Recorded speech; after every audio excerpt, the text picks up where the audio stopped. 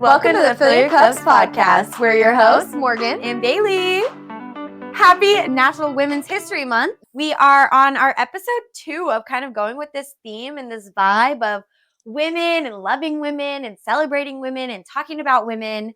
And I feel like we do such a good job of that. Yeah. And it's just become like a second nature kind of thing. Yes. But it hasn't always been like that. I agree. And so I feel like that's kind of what we're going to talk about today is just learning how to love women and like rearranging our thoughts and like, I don't know, just things like that. I always have such a hard time coming up with words, which is funny because you'd think I'm a podcast host, so I'd be good with words. No, right before this, I liked how you phrased it. You said culturally we're trying to rewrite that the script surrounding women and competitiveness and things like that. And so I think that rewriting is rewiring even our brains to appreciate and love women rather than compete with them is something that's really, really hard. And I know is not innate for me. No. So, but it is something that's very important to me. And so, and to you. So,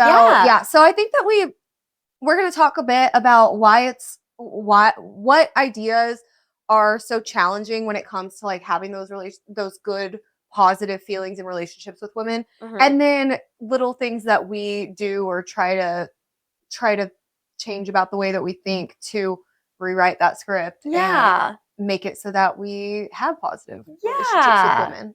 It's really hard to do when you've got mental barriers like that. It is, and it can be so easy to go to the opposite side and be jealous and be bitter and be hateful. Because those are so much easier to evoke and like to go with, but that's not what you want to go with. And we love women and we want to continue loving and supporting and encouraging and celebrating women. But before we get too far into that, what is filling your cup? Ooh, I got some water. Just some water. Nice. You know, I drank some last night, so I got to rehydrate because I was drinking seltzers all night. So yes. What about you? I'm also just drinking some water today. I did want something else, but nothing else sounded very good. So I'm here with my water. No lemon packet or anything? Nothing. Can you believe it? Just ice and water. Oh. And I think it's left over from last night. So stale water. But it's in one of these simple moderns. So ice is still good. Well, we have a shout out. Do you want to go ahead and read that one? I would love to. So the Apple shout outs that come through Apple Music or Apple Podcasts, they do not have names associated with them, but we're pretty sure we know who this one's from because we did shamelessly ask some of our loved ones to leave us a review. Yes. And if you have not gotten a text from us yet, please leave us a review. But this one says, it's a 5-star review with the subject line of very entertaining. It says, I can listen to these girls talk for hours. They're so entertaining and I love them with all my heart. We believe that this is our beautiful sister, Jordan. I think so. And we love you. We can listen to you talk for hours. And honestly, that's how we grew up as sisters. So I think that's why you're okay with listening to us yap for hours. But thank you so much for the review, Jordan. We are thankful for you. We're pretty sure it's you, Jordan. If it's not, let us know whose this is and we'll claim you instead. But we love you and thank you for listening and supporting. Yeah, I really like the nickname is 123 all night. And like that's like Chloe Love, I'm pretty sure hers was Love Bigger. Yeah. But 123 all night. Whoever you are, Jordan, we think. Thank you so much for the review. Yes. And please continue to leave those. We appreciate it a ton. Yes, we appreciate it so much and we love it. Yeah. So honestly, I feel like that is kind of a good start because we grew up with lots of women in our lives. Yes. We have 4 sisters. Is that right? Yes. That's so funny you asked me that because last night Mason's grandpa asked me how many sisters I had. And I said 3, 4, 3, 4. And Mason said, you have 4 sisters. And I said, do I? I had to count you guys on my fingers. Yeah, Jordan. Sometimes I have to remember if I'm part of the 4 or not. Yes, Jordan, Julia, Bailey, and Chloe Barb. Yeah, okay. There's 4. That's so crazy. But yeah, so we grew up And we all grew up together. So we were raised in the same household. And then obviously completely 100% together. Yeah, yeah. And so I feel like we've been around women a lot our entire lives. Yeah. I mean, we have aunts, we've got grandparents, and yeah. So I feel like for me, I was saying this at the beginning of the episode, but I feel like just appreciating and having positive feelings about women has not always been necessarily like innately true of me, I guess. Feel like growing up, I felt a lot of competition with even people I would call my best friends, you know, or with you guys, even very. I don't know where it comes from necessarily, but I do think that script is something that I've had to overwrite in my brain. And a lot of the feelings that I used to have toward women and can sometimes still have, but have to like check it, change. Yeah.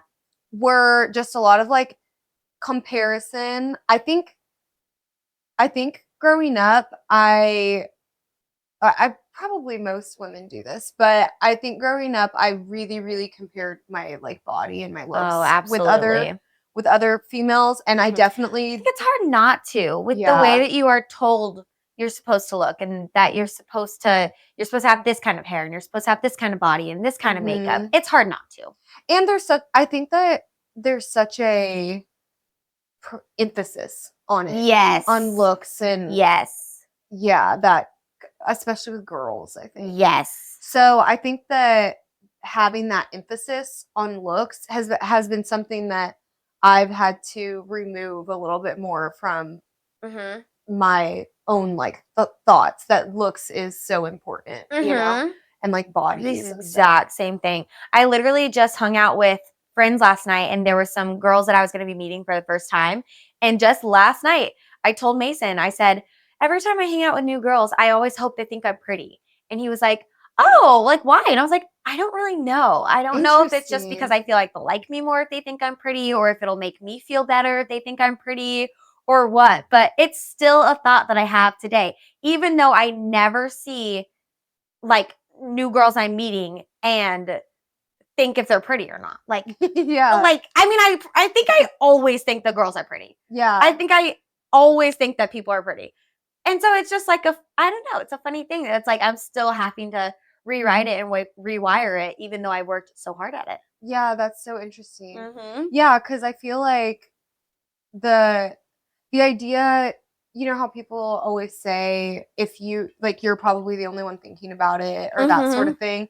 Like, I feel like it's good to flip it on its head and kind of be like, oh, well, when I meet other girls, is the first thing that I'm thinking is like how pretty they are or whatever. Right. And I mean, sometimes when I meet people, I do think like, God, you're so, you're so pretty or whatever, but not in a way of like, oh, are they prettier than me, or are they, that sort of thing. Yes. So other people probably aren't thinking that toward you, but you still have that thought. Yeah. That's so interesting. Yeah. I feel like it comes from, so we talked about like growing up and everything like that and how that works. I genuinely feel like the generation before us was like women pitted against women. I think that like in magazines, it was always like, you see Britney Spears in a magazine, and it's like, oh, she's fat, but like, Christina Aguilera is skinny. And then a couple months later, like, nope, Christina Aguilera is fat too. And like, this girl's who you want to look like. And like, I just think that it was so, growing up, like in the 2000s, it was so normal to hate the other women. And like, I even remember like watching Friends and stuff like that. And just, I knew, because like they always have the nipples showing in that show. It's so funny. It was a look. But it was for sure a look. But I just feel like even growing up from there, I heard like other women saying like, oh yeah, like that's not okay. Or like, I don't know, like slut shaming and things like that. And it's just, I just think it's funny because I think that that's how it was in the generation before, and that our generation is really trying to love one another and accept one another. Yeah. I definitely think that female promiscuity or whatever has become more accepted, and it's like, okay, it's not promiscuous. I mean, it's literally the same thing that like men have been doing forever. It's not promiscuous just because it's a woman. But yeah, I think the sensual part or whatever, like of the female body and all that, like it's just been it's been interesting culturally, I think, to see that change. But yeah, I do know what you're talking about in Friends. I'm trying to think though. I don't feel like, do Monica and Rachel and Phoebe ever have like an air of competitiveness? Do you think? Not really. I don't think so. They have a couple times where like they like the same guy or something like that, but even then, no, I think they do a really good job of they're such good friends in that show, or like they have fights about whose boobs are bigger. Not whose boobs are the smallest. Or like things like that. Or be like, oh no, you're beautiful. No, you're beautiful. Yes. So I do think they did a really good job of showing non-competitive friendship. I will say though, in the media, because I was trying to think like, where did we learn this from? And I think some of it also is just you hear with the women in your life, you hear women talk down to themselves. Yes. Oh, and you learn that. But in the media, there are some things like there's always, I feel like in older movies, there's always like a mean group of girls or whatever, and they're always the popular smoking hot girls. Yeah, and they're also the mean one. Yeah. And I will say in Friends, there is kind of, they introduce that a little bit with like Rachel's friends, like the wealthy, spoiled sorority girls. Exactly. Yeah. And so I do think that there are some tropes like that that you probably can pick up on growing up in media, like watching different shows and movies and see that like this is normal. Like this is the use, is like being competitive with women and women being mean to each other. And I don't know. I feel like there is that. Have you watched White Lotus? Yes. This season? Yes. Oh my gosh. Okay, so there's a group of 3 women in the show. Oh, they're the friends. all blonde. Yeah, and they travel together. If people haven't listened or watched this show, I'm not giving anything away, but like these 3 women are traveling with each other, and it's only the 2nd episode, so we don't know like everything about them, but they're clearly like really good friends, whatever. But every time like one of them leaves the room, they kind of start talking about her. Yes. And it's so crazy because they mask it as like, oh, I just love her. Oh, she's so funny. Like I would never say anything bad about her, but something bad. And I was telling Jared, like those women make him very uncomfortable because he's like, ew, like that's so yucky. Yeah. And they mask it. They pose as though it's not, but it is cringy. But I was like, this is actually it's upsetting to watch because I know I am so familiar with it. Yes. And like with women leaving and immediately you start talking about them. Or like I get up and I'm like, are they talking about me? Yes. Whatever, Or even like you said, it's only episode 2. So you're not super deep in the plot line. But even in the first episode, I remember watching and being like, there's something really weird going on with these 3 friends. Because they'll even say weird remarks in front of each other, but it's like, it's not actually rude, but it's like, what is going on? Like, I think 2 of the girls at one point putting on a show. Like they're putting on a front. And I'm like, but I know that feeling. Yes, it happens 100%. And I think that a big part of it too is as people get older, like we're in our mid-20s right now. Yeah. I'm gonna be 30 soon. But I do think as people get older and they start experiencing different life events, like whether that's success in their career or having children or getting married or remarrying or divorce or things like that, it can be so easy for us to compare again, like just the way we compare like bodies and looks and stuff, comparing lives. And I think that they're doing a really good job of that because I think these women are in their like 40s or something. Yeah, maybe. 40s like, or 50s. They're kind of middle-aged. Yeah, so in your 40s, you probably are the path that you've taken is pretty like it's easier to see, I guess, at that point. And so sometimes it is like a comparison game. And I think that but with like these 3 women, they're still comparing like how they raised their kids, and they're talking about this one woman's kid, or they're talking about like, oh, she talks about her husband all the time. You can't love him that much if you're talking about him so highly. Like things like that, even it's just stupid. It's so stupid, but it's so true. Yeah. Like we do have those original thoughts. Yeah. It's sad. Yeah. And I think that that's what we've done a good job of trying of like, is this a preventative episode? You say that you like preventative episodes, but I feel like once you know that you do it and you're aware of it, you are that much more empowered to take control of it. Yes. And turn it around. Yes. Because I think that for a long time, I kind of didn't believe the fact that I have nasty impulses when it comes to my relationships with other females. Yeah. Like I just think that it takes a while to admit that to yourself. But then once you can, you're like, okay, but I can do something about this. You know, like if I'm the problem, I'm also the solution. So if I can acknowledge the fact that like sometimes maybe I have nasty thoughts about women, or I start to judge their relationship with their husband, or I start to judge how they raise their kids or whatever, I also can choose to turn those thoughts around. Yeah. And to not allow them to like seep into how I view my relationship with them. Yes. How I view them in general. Yes, 100%. I think whenever I notice that I'm having those thoughts, that it typically is coming from a place of jealousy, which no one, like jealousy is not a emotion that you're comfortable with. And we actually have talked about this we did a whole jealousy episode. Yeah. Like the little green monster episode. And I guess that was more about envy, which I guess is more of what I'm talking about. But like, yeah, when I start feeling those nasty thoughts, I notice it's coming from a place of envy where I'm mad that they have more money than me. I'm mad that they seem to know what they're doing with their life. I'm mad that they've got great hair. Like something in it is that I am mad at something they're doing that I'm like, oh, I wish I had that. And that's where I notice, and that's when I can catch myself and like kind of put me into perspective, and also put them back into perspective of being like, that is another woman in my life. Like that is not someone I'm in competition with.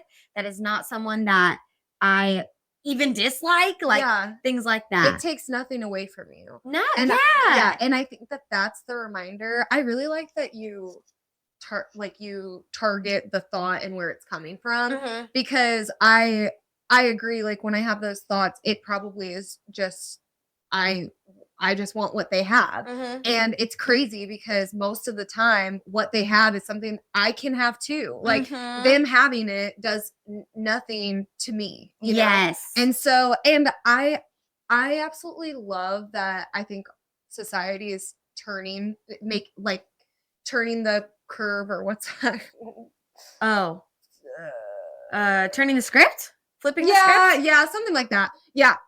But I love that we're veering more toward this ideology, because I feel like I see more things on social media and whatnot that's like, don't you just love those female friendships who you know that they are like for you and rooting for you and whatnot. And I feel like I have so many of those, and I feel like I am that person to a lot of people too.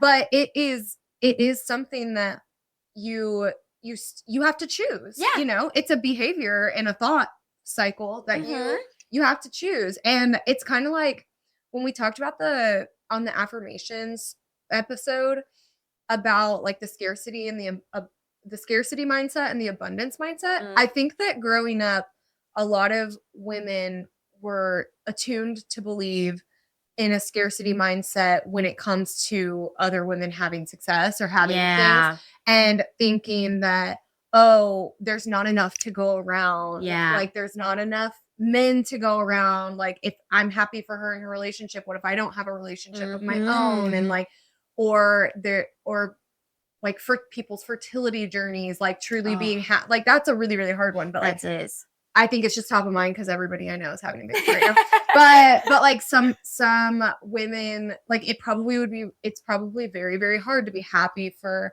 women who are having babies when that's what you want and you don't have it. Yeah. Or like being able to afford a house or finances in general. I think finances can be a huge one that can divide people. Absolutely. Or internally, I think divide, or traveling. Like when people get to go on amazing trips, like is your first thought, oh gosh, like lucky them, they can afford that or something like, is it one of kind of disdain or whatever, or are you truly just like, oh, that's awesome, like good for them, they get to go to Europe, that's cool, so I don't know, so I think like acknowledging that those thoughts are there, and then like you said, like figuring out where they're coming from, it probably is a place of envy most of the time. I think so, because I think even growing up you hear like, oh, I know that this is a meme on social media, but it's like, no, mom, she wasn't jealous of me. She just genuinely didn't like me, or like something like that. Like you just hear growing up, like, oh, they're just jealous and things like that. Yeah. And I actually think that is where my jealousy problems come from. As far as like with Mason go, I get so jealous. I don't even want a girl looking at him. I don't want to hear that he had a coworker who's a girl. Like, because for me, I'm like, oh my gosh, she must be better than me. Or like, how can I keep him instead? Like, why would he choose me over somebody else? And it's like, I think that's where it comes from, is just thinking that you're in constant competition. And you're not. Yeah. You are usually 9 times out of 10, I would say even 9.8 times out of 10, you are not actually in competition with these women. Yeah. It's just your brain telling you that you are, because that's what you've been told for so long. Yeah. Which, I mean, in all fairness to parents or whoever is telling you this, like in all fairness to them, probably every parent just believes that their child is amazing. Yeah. They do believe that they are jealous. Yeah. If someone doesn't like you, it can't be because of you, because I'm obsessed with you. Yeah. I love you're you. Perfect. Like, yeah. I mean, especially now that I have like new moms in my life, like my friends being new moms, like they are obsessed with their children, as they should be. Like, they love them so much. Yes. That is how you should be with your child. But also it's probably very hard to ever accept that like your child that someone could not like them, because how could they? Yeah, right. So that probably is where some of that comes from. I will say, I was trying to think where, like, if it's, I don't know, it is a place of envy, I think, but I also think insecurity is, I think that whenever I start thinking about other women or the issues that I've had with not wanting the best for them or whatever, like things like that, when I start to think about where that comes from, I think it just says a lot more about me than about them. Yeah. And it just shows that I'm insecure about whatever that thing is. Yes. If it's I have to do this a lot with relationships, because everybody has such a different relationship with their partner. And a lot of the time I have to remind myself that Jared and I are just really different people. We have a totally different background than a lot of people. We have totally different personalities. Everything about us is different from any other couple, and same for them to us. And so when I start to have thoughts about, or even judgments, and I don't think I do this hardly as much anymore now that I've been in a better space. And now you've switched your mindset. Yes. Yeah. But I do think that I used to make judgments about people's relationships specifically. And I think that some of that just, again, like I think that was an insecurity of, oh, do they think my relationship is good? And so the way that it flips in my head is I'm judging theirs. Like, oh, they shouldn't be doing that. Or even like, I also wonder if it could have been an insecurity of being like, oh, we're not like that. That must mean they're better than us. Yeah. But I'm going to tell myself that they're not by being mean to them, or like by thinking poorly of what they're doing and things like that. I used to do the exact same thing, except instead of thinking, like instead of judging other people's relationship, I would take their relationship as Bible and as truth and be like, that's how mine should be. And it's not. Yeah. But then I would like, and this is something that has only happened in the last like 3 years. I swear to God, I don't know what it was, but the second I got engaged, I like started being a normal human. And like, I think once I got engaged, I just felt like, okay, I have been chosen. I am okay. Like, it relieved pressure. It must have been that, or like relieved the sense of I'm not enough kind of thing, or like that there could always be somebody better. Cause I was like, well, he bought the ring, he proposed, like this was all him. This had nothing to do with me.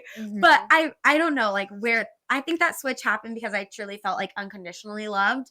But before that, it was always, oh, that guy is giving his girlfriend a foot rub unasked. My husband or my boyfriend never does that for me. Yeah. But my boyfriend does this, this, and this for me. Yeah. Whereas like she might be over here thinking, oh, Bailey's boyfriend does this. Mine doesn't do that at all. And I think that was a huge mindset shift that I made at some point of being like grass is always greener on the other side kind of thing, of saying, you may want what this girl has, but she may want what you have.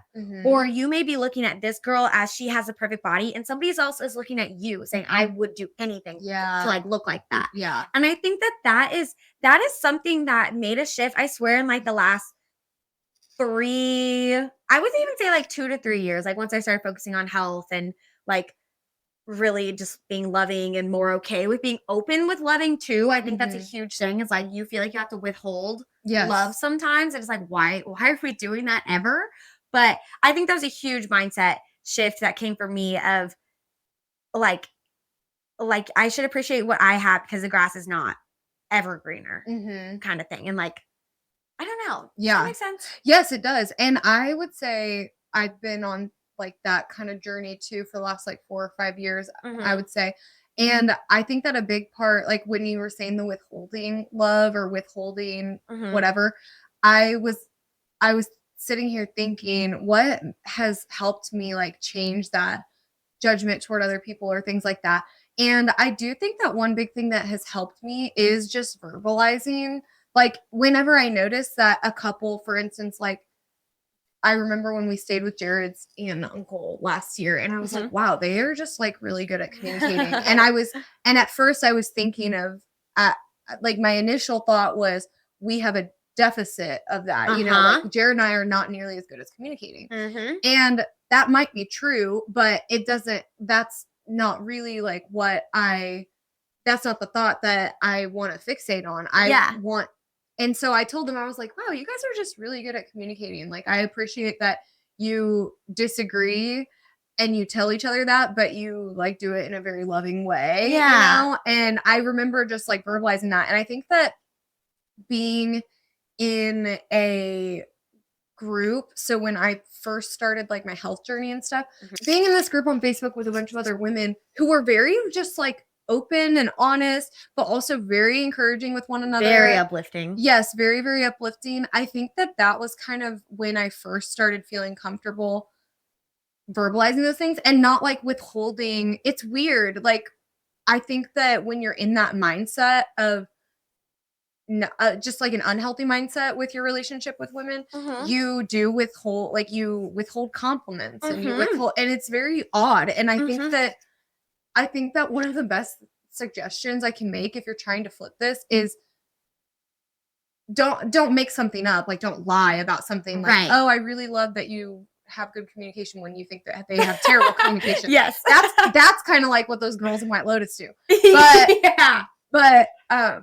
But instead, like, actually just like verbalize when you have like positive thoughts about people. Because I swear, like, the more that you give breath to those like positive things, the less the negative things like seep in. Yeah. No, I completely agree with that. I would even say like after I hang out with my sister-in-law or something, who she knows I love her, I know she loves me, but she'll text me afterwards and say, thanks for coming over. I had such a great time with you. Like, you always make me, she actually says this all the time. She's like, you make my cup feel so filled, like things like that. And just even things like that are so sweet. And I just think that they encourage you to keep a loving relationship, and they make you want to say those thoughts to the next person you hang out with. Or like, it's almost like, I don't know, you just got to keep the ball rolling. It's like a snowball effect of when women are nice to you, you are nice to women. When women encourage you, you encourage women. Like, it's this thing of, it's like a real snowball effect. Yeah. I kind of love that. Yeah, I really like seeing how some of the, because we both said this is like maybe more recent, paying attention to this mindset and changing it. But I wish I would have had this mindset in college when I lived with four other women, you know. But God, I wish I would have had this mindset in high school. Yeah, in a whole life, really. Literally. But it is really cool to see how relationships have grown and how things, I don't know, I guess maybe we're just older, but like having the relationships with the same women and really truly feeling like everybody's really happy for each other. Yeah. I will say another part or another piece that comes into play is in groups. I feel like you're a lot less likely to assume like bad intent with someone one-on-one because they can explain. I don't know. Or you can ask them. I don't know. But when I do think that I have to be even more present about it whenever we're like in a group. Yeah. Because there can be a weird air of competitiveness. Yes. When that really is not.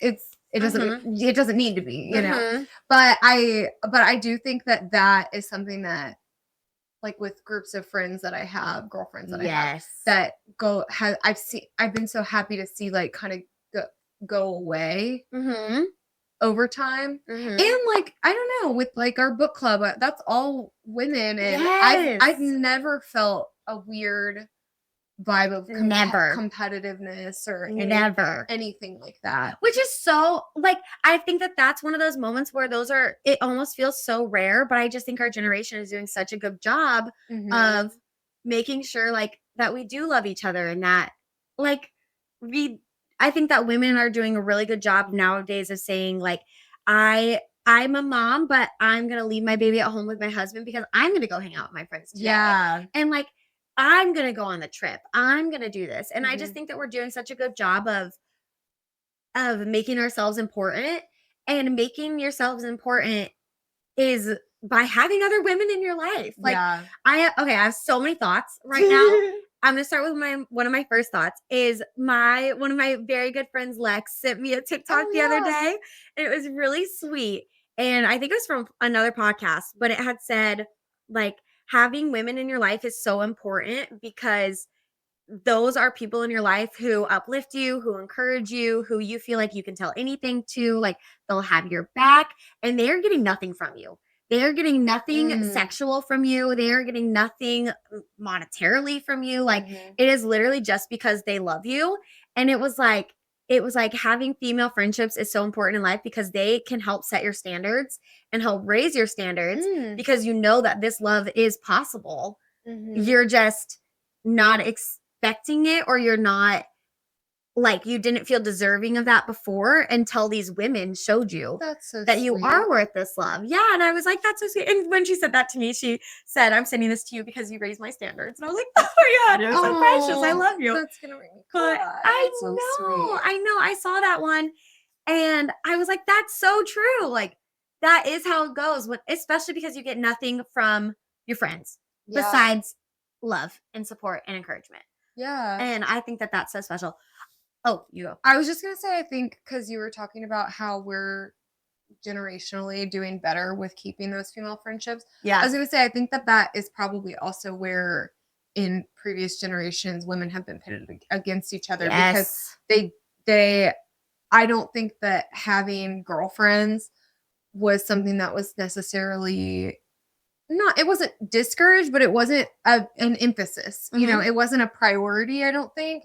And so when you don't have girlfriends that are not like a transactional relationship like that, and not that other relationships are transactional, but that you don't get anything else from, like I think that it's easy to forget that is an important, relationship, and it is easy to get like jealous or whatever if you're not ever hanging out with other women and like just appreciating them and having them appreciate you and whatnot. So I do think that generationally we are getting better at doing that. But okay, what was your other thought? Okay, my other thoughts was whenever you were talking about being in group settings, I had like literally 3 different thoughts. I'm no longer on Adderall, so my thoughts are like again. But my 3 different thoughts was I was thinking about how we had that Arbonne party. Oh yeah. Now, our sister Julia is an Arbonne consultant. Yes, thank you. And she hosted a little party and a bunch of your friends came. Like it was just people that you invited.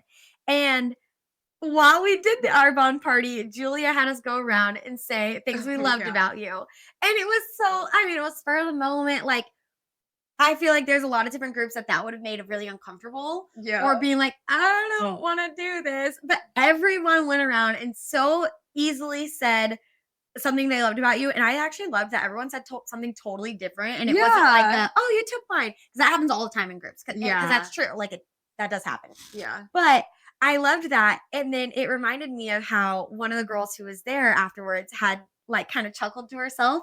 And you're like, oh, what? And she was like, it's just so funny, like how sappy that was, or like how everybody was like, I love you. Yeah. And she was like, I'm just not like that used to that. Or I wasn't there whenever she was saying it to you, but I know you had told me. And I just thought that was really cute that you've done a really good job of curating a group of friends who it is like the main priority to love each other and support each other. But then it also reminded me, I was talking to Julia afterwards and just like, we were just talking about her party and how I was really excited when I went and it went so much better than I expected because I had no idea what to expect. And I was like, no, it's awesome that like Morgan had so many friends show up. And Julia had said, I love that about Morgan and her friends. It just always seems like they are there for one another and that they support one another. Aww. And I know you had said like with this group of girls that they will always be there for one another. If they don't have something else going on and like that was already pre-scheduled, they'll show up. And I was like, that's so cool because I don't think that that's the norm. I don't think that that's the usual. And so I just think that that's really, really cool. And it just really speaks volume as to what we are doing as women nowadays. My third thought, as far as group goes, and this is my last one, is that I made a switch sometime, like, I want to say it was like, I don't know, 2 or 3 years ago again. But I would leave hanging out with groups of people and then always think to myself, like, oh, this girl did not like me. Like, I don't know. And like, always just think it was her fault kind of thing. Or always be like, oh yeah, she's a bitch or like blah, blah, blah. And then at some point in my life, I made the decision to be like, you know what? I'm not everybody's cup of tea. And that's okay. And I think ever since I made that switch, I'm happy. And like, it like relieves the pressure. Like it relieves the pressure. Yeah. And we're not saying that you have to be friends with every woman that you meet. You have to, because that's like, you're not going to like every single person. You're not going to agree with their things. You're not going to like whatever. And that's totally fine. But I think realizing that, and instead of putting it back on them of like why they didn't like me and how that's their problem and how they were in a bad mood. And I can't believe that their boyfriend likes them because they're so grumpy all the time. Like blah, blah, blah. Because those are for real thoughts I used to have. Like, oh my God, like she was such a downer. And it's like, or we are just not similar. Yeah. And I am not her cup of tea. Yeah. And that is okay. And I feel like once I made that switch, I had a fine time of being like, if I don't have the most in-depth conversation with this girl and I don't figure out what her passions in life are, that's okay. Yeah. Like we don't need that. Yeah. And I don't know. I felt like that was such a huge change that happened for me that made me appreciate friendships and like it was another mindset switch for me as far as women go. Yeah. Yeah. I think that the pressure internally, like if you can just focus on taking yourself less seriously and God, yes. Like removing pressure that it's invisible. You choose to put it there, you know, like then it can help you so much with your relationships with women. And it can. and that party, which the going around and saying nice things about me was really, really sweet. But I was like, oh my God, this is weird. You're like, you guys don't have to. Yeah. But it was really sweet. But I do think with that group or like with book club or whatever, and just having positive feelings and positive vibes. Like I think that I honestly, even though I wasn't doing the consulting, I was nervous about that too, but I just had to like keep reminding myself, like everybody here loves Like everybody here is here with good intent. You know, nobody's here to judge. Nobody's here to criticize. Like, you know, and honestly, if they were, it's on them. Like that, I can't worry about controlling what other people think of me or if they like me or whatever. Yeah, it ended up being so fun. I do think that I just thought about how we did so easily go around the circle and say nice things about you. And I think it kind of goes with the snowball effect of like, if you and your friends hadn't been obviously talking each other up for so long and obviously encouraging each other and obviously like being friends with each other, then that would have been something that was so weird. Yeah. Like if you normally are catty or like normally I don't know. Like normally don't even have like you like each other and you guys are friends, but don't appreciate each other and don't tell each other and don't like then that would have been so weird. Yeah. I think that verbalizing things like that is just you're totally right. Like you curate that environment. And so someone has to be the first one. Like if you have a group of friends that you constantly feel in competition with, or you constantly feel like there's a weird air of like you guys don't believe the best for each other, you either find new friends or you be the start. Like I don't know. Start that snowball effect. You create your reality, you know? So it's just something where you can just be like, gosh, I just always love getting together with you or whatever. My friend Kristen is really good about doing what you were saying your sister-in-law does, where she like after spending time together, she always sends like a really nice message. Yeah. And she's like, oh, I just loved this about the time we had together, or I just really appreciate you, or you know, things like that. And it's so sweet. Yeah. And that's just something that you are in charge of and you can curate and you can have that. You can kind of start that snowball effect with your friends. It reminds me of like paying it forward. Yeah. So like the person behind you is usually going to go ahead and pay for the other person's. Yeah. And once it does stop in that line, like someone else will start it eventually. And it's like, I don't know. All you have to do is, because when I get those texts, I think to myself, oh, I should do that next time. Like even if it's with her. Or like, oh, this text made me feel really good. I'm going to tell like the next person I hang out with afterwards. Like, hey, I love hanging out with you, blah, blah, blah. And I don't know. I just think it's such a, I don't know. It's just something that I've really appreciated and really come to love. Yeah. Yeah. And I think that practicing these things, you know, it may be hard at first. Yeah. It's a total mindset switch. Yeah. I will say, I feel like thinking about this, I feel like we as sisters kind of started this a while ago. And I think some of it honestly was just fear of like, are we going to grow up and be fighting with each other and stuff? And so out of that fear, we were like, let's love each other as best we can. Yeah, we like made a pact. And we all are very supportive and like very vocal about loving each other and what we love about each other and supporting each other. And I feel like that has bled into like a lot of my other relationships with women too. And because your closest relationships, I feel like, are the ones that can you start to, you know, them better in their minds, so it's easier to assume bad intent with people that you're close with than people that you don't really know that well. And so I think sometimes that's why it makes those relationships hard, because you have to choose to believe the best.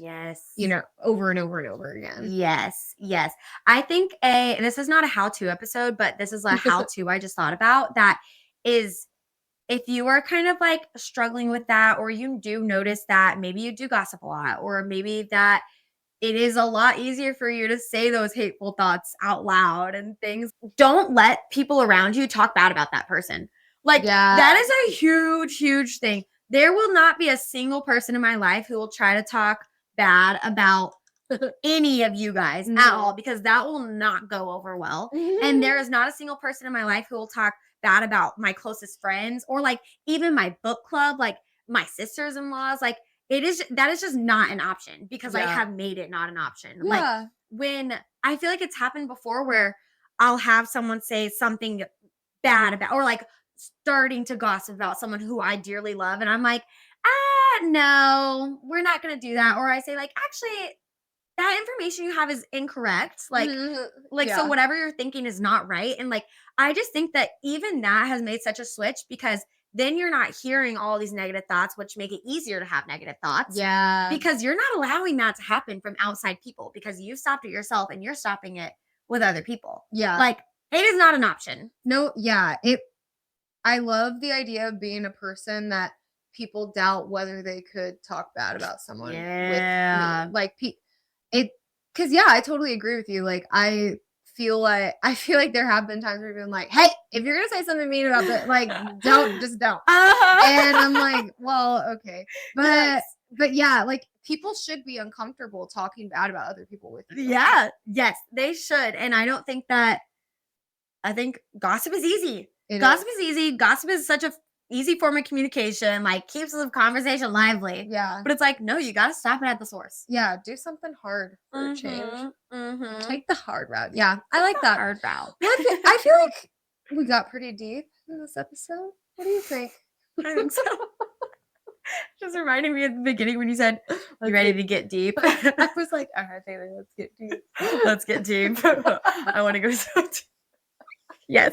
I don't know. This is I love that we're focusing on women this month. I know. And hopefully our listeners resonate with this and they kind of know that yucky feeling that they get, and hopefully this can help them figure out why it's so important to really fight that. Yeah. And how it can just change your life. If you are listening, some things you can do right now is text your friend, tell them how much you love them.